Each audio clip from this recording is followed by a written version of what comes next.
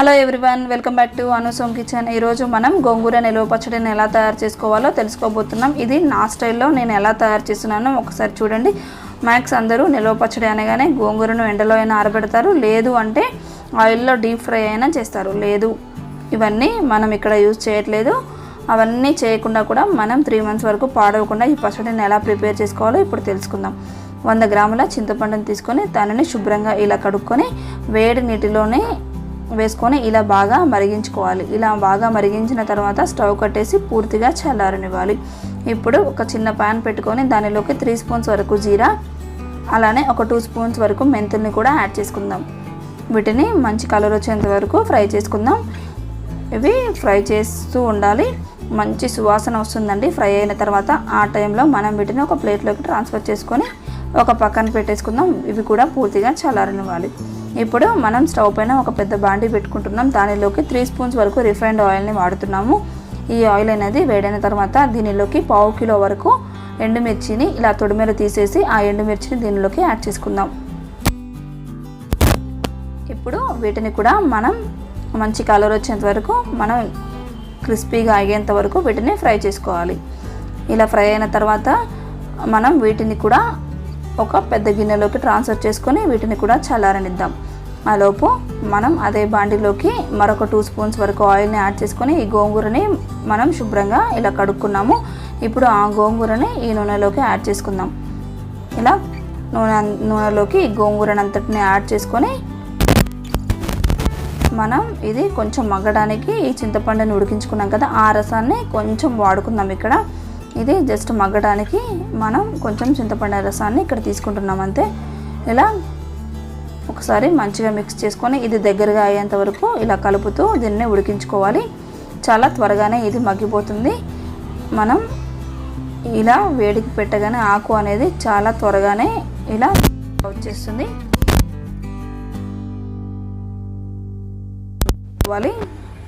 అలానే కుక్ చేస్తూ ఇది దగ్గరగా అయ్యేంత వరకు ఉడికించుకోవాలి. ఇలా స్ప్రెడ్ చేస్తూ మంచిగా కలుపుతూ దీన్ని కుక్ చేసుకోండి. ఇది మనకు కుక్ అయ్యేలోపు మనం చింతపండు నానబెట్టుకున్నాం కదా, వాటిలోని గింజలన్నిటిని కూడా రిమూవ్ చేసుకుందాం. ఈ గింజలన్నిటిని తీసేసుకొని మనం ఈ వాటర్ అనేది సపరేట్ బౌల్లోకి ట్రాన్స్ఫర్ చేసుకోవాలి.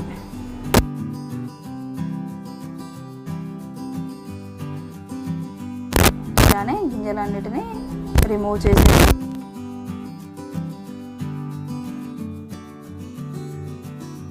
జార్ తీసుకొని దానిలోకి వెల్లుల్లిని యాడ్ చేసుకుందాం. ఈ వెల్లుల్లి అంతటి యాడ్ చేసుకొని మనం వీటిని ఇలా పేస్ట్ చేసుకోవాలి. ఆ తర్వాత మనం గోంగూరని మరొకసారి మిక్స్ చేసుకుందాం. చూసారు కదా, వాటర్ అంతా ఇంకిపోయి ఇది చాలా దగ్గరగా అయిపోయింది. ఇలా వాటర్ అంతా ఇంకిపోయిన తర్వాత మనం స్టవ్ అనేది కట్టేసుకొని వీటిని కూడా చల్లారనివ్వాలి. ఇప్పుడు మనం గ్రైండ్ చేసుకున్న వెల్లుల్లిని ఒక చిన్న గిన్నెలోకి ట్రాన్స్ఫర్ చేసుకుని ఒక పక్కన పెట్టేసుకుందాం. మనం దాన్ని పోపులోకి వాడుకుంటాము. ఇప్పుడు దీనిలో కొంచెం నేను వెల్లుల్లిని ఉంచాను కదా, దానిలోనే మెంతులు జీలకర్రని కూడా వేసుకొని అలానే దానిలో ఎండుమిర్చిని కూడా యాడ్ చేసుకుందాం. ఇప్పుడు ఇది కొంచెం స్మూత్ పేస్ట్ అవ్వడానికి కొంచెం చింతపండుతోనే హెల్ప్ తీసుకొని దీన్ని కూడా ఫైన్ పేస్ట్ లాగా ప్రిపేర్ చేసుకోవాలి. ఇలా కొంచెం చింతపండు రసాన్ని యాడ్ చేసుకొని దీన్ని ఒకసారి మనం గ్రైండ్ చేసుకుందాం. చూసారు కదా, ఇలా గ్రైండ్ చేసుకున్న తర్వాత ఇలా ఫైన్ పేస్ట్ లాగా రెడీ అవుతుంది. ఇప్పుడు దీన్ని మనం ఒక పెద్ద బౌల్లోకి ట్రాన్స్ఫర్ చేసుకుందాం. ఇప్పుడు అదే మిక్సీ జార్లోకి మిగిలిన ఎండుమిర్చి, మిగిలిన చింతపండు రసంని కూడా యాడ్ చేసుకొని కొంచెం వేయించిన గోంగూరను కూడా యాడ్ చేసుకొని దీన్ని కూడా ఫైన్ పేస్ట్ లాగా మనం మిక్సీ చేసుకోవాలి.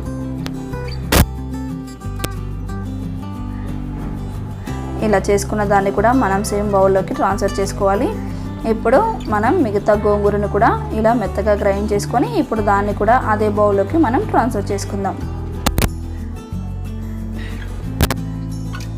ఇప్పుడు వీటన్నిటిని ఒకసారి మంచిగా మిక్స్ చేసుకోవాలి. అంతా కలిసే విధంగా ఇలా ఒక 2 minutes కలుపుకున్న తర్వాత దీనిలో రుచికి తగినంత ఉప్పును యాడ్ చేసుకోండి. ఉప్పు అనేది మాత్రం చాలా పర్ఫెక్ట్గా ఉండాలండి, ఎందుకంటే మనం నిలువ పచ్చడి పెడుతున్నాం కాబట్టి ఉప్పు ఏమాత్రం తక్కువైనా ఇది పాడయ్యే ఛాన్స్ ఎక్కువ ఉంటుంది. కాబట్టి ఉప్పు అనేది కరెక్ట్గా చూసి వేసుకోండి మీ రుచికి తగ్గట్టుగా. ఇప్పుడు దీనిలోకి మనం పోపు పెట్టుకోవాలి కాబట్టి దాని గురించి నేను ఇక్కడ పల్లి ఆయిల్ని వాడుతున్నాను. దీనిలోకి ఒక 2 cups వరకు పల్లి ఆయిల్ని తీసుకోండి. ఈ ఆయిల్ అనేది వేడిన తర్వాత దీనిలోకి మనం ముందుగా పక్కన పెట్టుకున్నాం కదా ఆ వెల్లుల్లి ముద్దని ఇక్కడ యాడ్ చేసుకుందాం. ఇది కొంచెం కలర్ మారేంత వరకు మంచిగా కుక్ చేసుకోవాలి. ఇలా ఫ్రై అయిన తర్వాత దీనిలో 3 స్పూన్స్ వరకు జీరాని యాడ్ చేసుకుందాం. ఈ జీరాని యాడ్ చేసుకున్న తర్వాత కూడా మరొక 2 మినిట్స్ పాటు అలా కలుపుతూ ఫ్రై చేసుకోవాలి. ఆ తర్వాత 2 స్పూన్స్ వరకు పసుపును కూడా యాడ్ చేసుకుందాం. ఇలా 2 స్పూన్స్ పసుపును కూడా యాడ్ చేసుకున్న తర్వాత మరొకసారి మంచిగా మిక్స్ చేసుకుందాం. పసుపు అనేది కరెక్ట్ టైంలో వేసుకుంటే పసుపు వాసన అస్సలు తెలియదండి. మనం ఇలా ఆయిల్లో మనం ఏదైనా కర్రీ చేసుకున్నప్పుడు కూడా ఆయిల్ ఇలా హీట్లో ఉన్నప్పుడు పసుపును వాడుకున్నామంటే ఆ పసుపు స్మెల్ అస్సలకి రాదు. మరి పసుపుని ఎక్కువ వాడుకోవడం కూడా చాలా మంచిది. ఇప్పుడు దీనిలోకి మనం ఒక 20 వరకు ఎండుమిర్చిని కూడా వేసుకుంటున్నాము. అలానే దీనిలో కరివేపాకును కూడా యాడ్ చేసుకొని ఇవన్నీ కలర్ చేంజ్ అయ్యేంత వరకు మనకి ఎండుమిర్చి కూడా క్రిస్పీగా అయ్యేంత వరకు వీటిని ఫ్రై చేసుకున్న తర్వాత మనం ముందుగా మిక్సీ చేసుకున్నాం కదా ఆ గోంగూరని కూడా దీనిలోకి యాడ్ చేసుకోవాలి. ఇలా అంతటిని యాడ్ చేసుకొని ఇది అంతా మంచిగా కలిసే విధంగా ఒకసారి జాగ్రత్తగా కలుపుకోవాలండి. ఇలా కలుపుకోవాలి.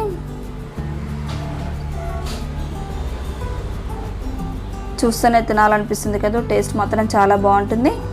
దీన్ని ఇలా కలుపుకున్న తర్వాత స్టవ్ కట్టేసి దీన్ని పూర్తిగా చల్లారనివ్వాలి. చల్లారిన తర్వాత మాత్రమే మీరు డబ్బాలోకి ట్రాన్స్ఫర్ చేసుకొని నిల్వ చేసుకోవచ్చు. ఇప్పుడు నేను దీనిలో కొంచెం ఉప్పును కూడా యాడ్ చేస్తున్నాను. నాకు కొంచెం ఉప్పు తక్కువగా అయింది. ఉప్పు చెప్పాను కదండి, ఉప్పు మాత్రం చాలా పర్ఫెక్ట్గా వేసుకోవాలి. మరొకసారి ఇదంతా మంచిగా మిక్స్ చేసుకున్న తర్వాత మనం ఈ మిశ్రమాన్ని అనేది పూర్తిగా చల్లారనివ్వాలి. అంతే అండి, ఎంతో టేస్టీగా మనకి గోంగూర నిలువ పచ్చడి అనేది రెడీ అవుతుంది. మీకు ఈ వీడియో నచ్చినట్లయితే లైక్ చేయండి, మరియు మీ ఫ్రెండ్స్తో కూడా షేర్ చేయండి. మరిన్ని టేస్టీ అండ్ సింపుల్ రెసిపీస్ కోసం అనుసోమ్ కిచెన్ ఛానల్ని సబ్స్క్రైబ్ చేసుకోవడం మర్చిపోవద్దు. Thank you friends, thank you for watching.